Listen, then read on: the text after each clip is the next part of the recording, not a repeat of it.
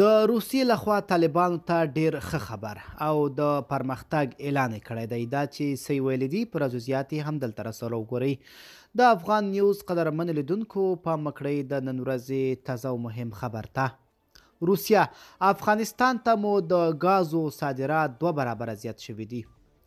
د راپورونو له مخې روسیې ویلي چې په افغانستان کې د سرپرست حکومت په راتګ سره دغه هیواد ته د دوی د مایع ګازو صادرات 2 برابره زیات شوي دي.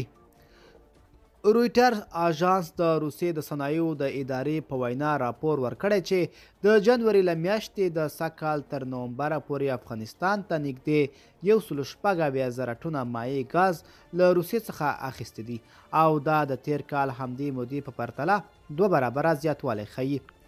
دا په داسې حال کې ده چې د اوکراین د جګړې له پیل سره سم اروپایي هیوادونو ته د روسیې د ګازو صادرات کم شوي دي ځکه چې پر روسیې بندیزونه لګېدلي دي.